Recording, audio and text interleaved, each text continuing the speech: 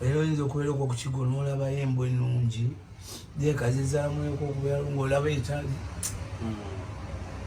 abamanyi bamanyi byonna. I'm not here to explain myself too much, but I made a mistake. I'm sorry. Maybe I reacted bad because ekitonde ekikyala naye ekyakosa ekitonde ekikyala kyensinga okwekitiibwa ate ng'ekyo ekitonde ekikyala kye yakosa tamanyi nti naye okubeerawo nti nno kyekiri oli omuntu gwe yamanyidde bro gwe yamanyidde gwe yamanyira nti nze ne Bakerema Mwango omugenzi. That is what don't go in the bukanza ko kali kavuma ogwa bro omanyi teri kintu kirimo omuntu okuvuma ekintu ng'okyabira ddala kyekyo n'ogamba wabula nagwa nowebala abalamu ng'olabira ddala wabulawo ekyaganza ono nagwa nga wekalekaana wenkatunuulira bwe nti neŋŋamba kano mwana sometimes era sikyanenya n'abatemu.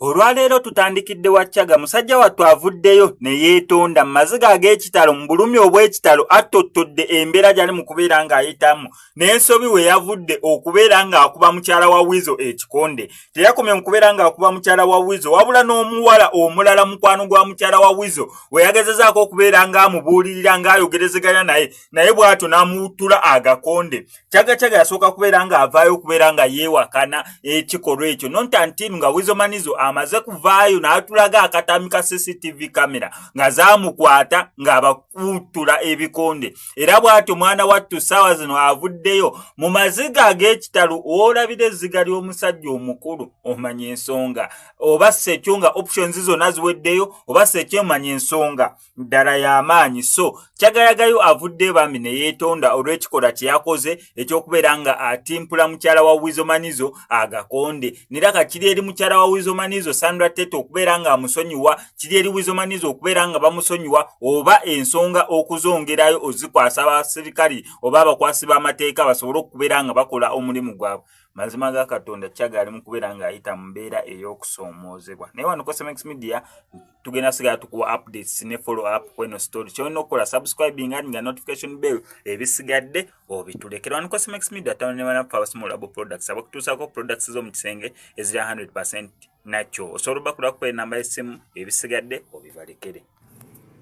Okubabuuzaako bassebo ne bannyabo nti mugyebaleko emirimu gye mutuusaako engalo. Omwana oyo gwe muli mu kulaba mu maaso gammwe ye mwana muwala Sumaaya alina emyaka 12 gyokka egy'obukulu. Omwana oyo abadde asoma pulayimale yakuna. Yafuna obuzibu bwe yajjiira mu nnyumba ng'omuliro gwava ku kando oba akataala ke bayita akatadooba akawakisi ke yali atadde okumpi n'akatimba k'ensiri ne kakwata. Omwana oyo mwana muto ate wa buwala. Bakadde baffe nsaba nti omwana ono ekizibu ekyamutuukako tukwatire wamu tumuyambe tumutaase mu buzibu bwalimu nga mukadde we bwe yafa tumufuukire bazadde be tumuyambe bambi. Bagamba oyambanga neiba n'akeesa kubanga omuliraano gwokya bbiri wadde tumumanyi n'omuwa ku lwendo lw'amazzi. Bambi n'obuwombeefu obungi nsaba mwenna bantu ba Mukama nga tetusosodde buli alina